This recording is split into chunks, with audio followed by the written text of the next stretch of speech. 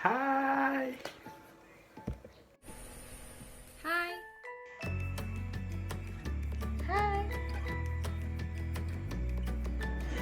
各位同学早上好，吃饱了吗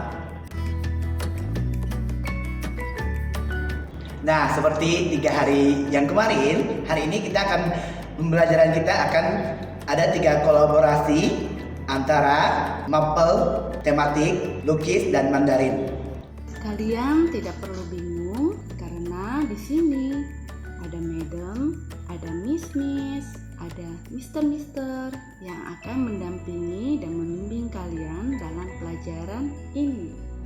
Nah, kali ini video ini disampaikan dalam 2 bahasa, yaitu bahasa Indonesia dan bahasa Mandarin. Kita akan mengenal lebih lanjut apa itu tentang COVID-19. Let's check it out. Untuk saat ini, siapa sih yang tidak mengenal COVID-19? Tentunya, semua orang di Indonesia maupun di luar negeri, semuanya sudah menerima informasi tentang COVID-19. COVID-19 adalah suatu penyakit yang disebabkan oleh virus corona. Nah, untuk hari ini kita akan belajar tentang bagaimana penanganan terhadap orang yang tertular virus corona dan bagaimana sikap kita sebagai orang Indonesia dalam menghadapi kasus ini.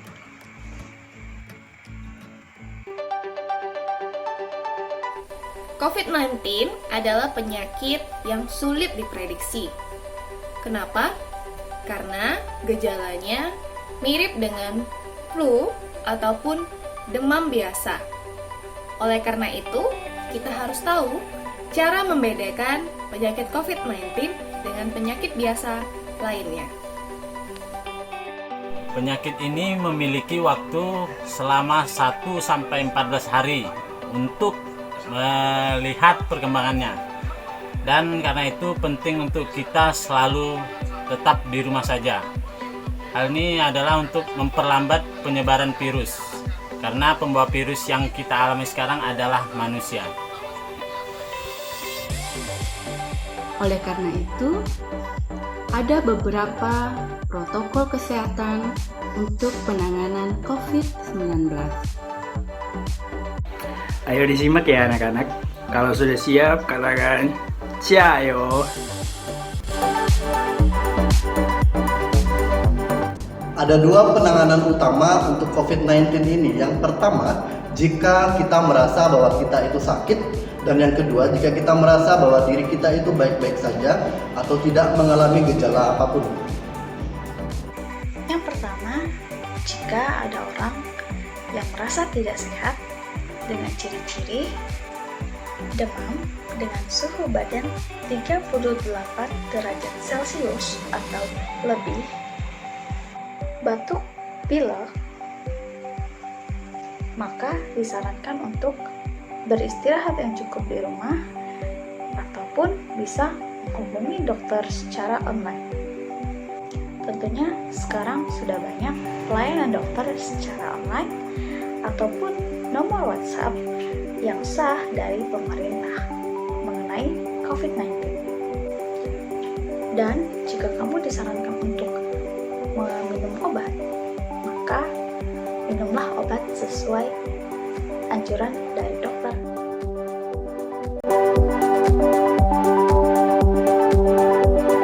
Jika keluhan ataupun rasa sakit berlangsung terus-menerus hingga berkelanjutan sampai terasa sesak nafas, maka orang tersebut harus segera berobat ke fasilitas pelayanan kesehatan. Ketika pergi ke fasilitas pelayanan kesehatan tersebut, orang itu harus menggunakan masker kain ataupun masker yang sudah dimiliki. Kalaupun tidak ada masker, pergunakanlah tisu ketika batuk atau bersin, atau jika tidak ada tisu, gunakan punggung tangan untuk menahan bersin seperti ini. Saat pemeriksaan, maka tenaga kesehatan, perawat atau dokter akan melakukan screening suspek COVID-19 suspek COVID-19 adalah istilah untuk orang yang dalam tahapan pemeriksaan lebih lanjut apakah benar terkena penyakit COVID-19 atau tidak. Nah, apakah sudah mengerti anak-anak? Kalau sudah mengerti, marilah kita ikutin Lause. Kita akan lakukan satu gerakan, yaitu tepuk tangan 3 kali. Oke? Dengan begitu, kalian tidak akan ngantuk lagi di pagi hari ini. Oke, sekarang marilah kita ikutin pelajaran berikutnya.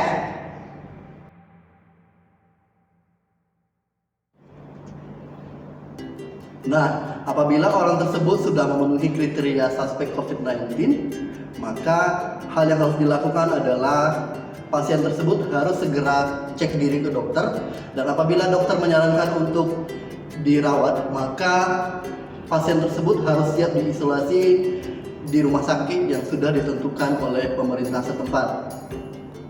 Nah, untuk orang yang memenuhi kriteria suspek COVID-19, maka penanganannya akan dilanjutkan ke tahap yang berikutnya. Jika orang tersebut memenuhi kriteria suspek COVID-19, maka orang tersebut akan dirujuk ke rumah sakit rujukan dengan dijemput dengan ambulan oleh petugas kesehatan. Petugas kesehatan sendiri menggunakan APD lengkap. APD adalah alat perlindungan diri. Nah, ini sudah kita bisa lihat biasanya di Instagram, di YouTube, di TV. Para petugas kesehatan seperti dokter, perawat menggunakan alat ini supaya terlindungi atau tidak terpapar virus corona. Nah, bajunya sama loh kayak baju-baju astronot, itu mirip sekali. Di rumah sakit rujukan akan dilakukan pemeriksaan laboratorium dan dirawat di ruang isolasi. Jika dari hasil pemeriksaan hasilnya positif, maka orang tersebut akan dinyatakan sebagai penderita COVID-19 atau yang biasa dikenal dengan PDP, pasien dalam pengawasan. Nah, orang ini berada di rumah sakit dan akan dilakukan pemeriksaan setiap hari.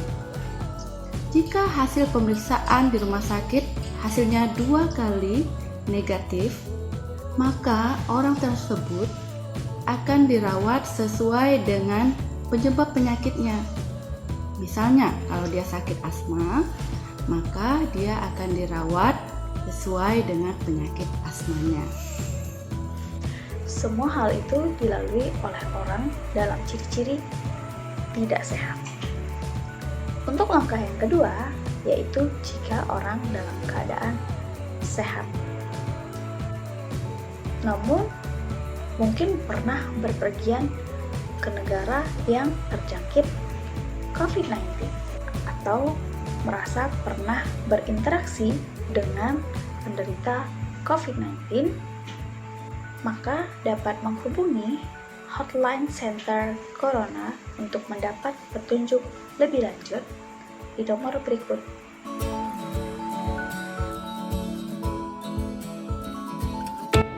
Nah, tadi kita udah tahu cara penanganannya.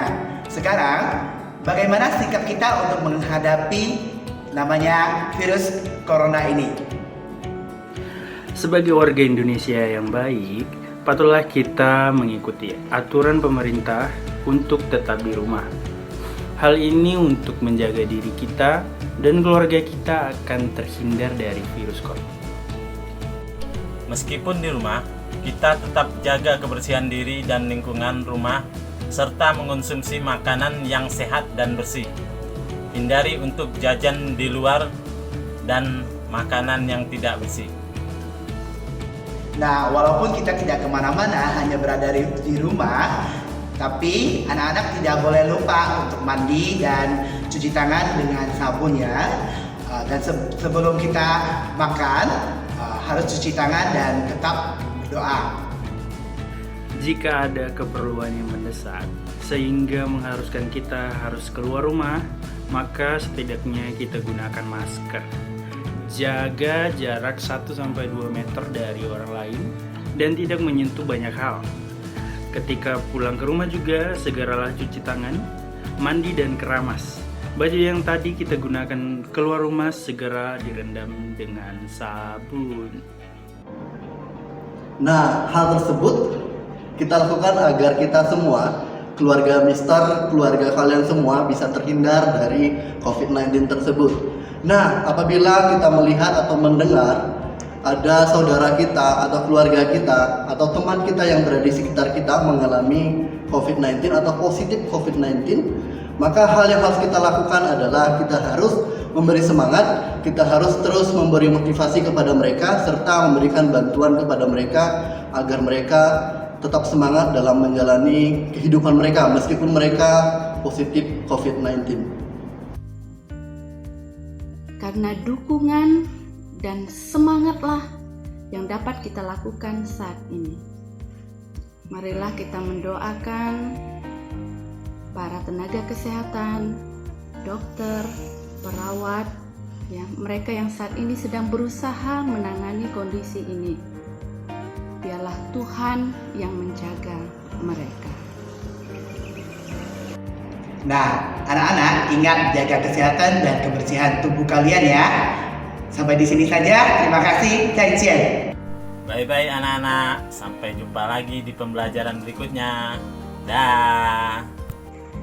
Akhir kata, semoga video ini menjadi manfaat untuk kita semua. Oke. Bye bye. God bless you.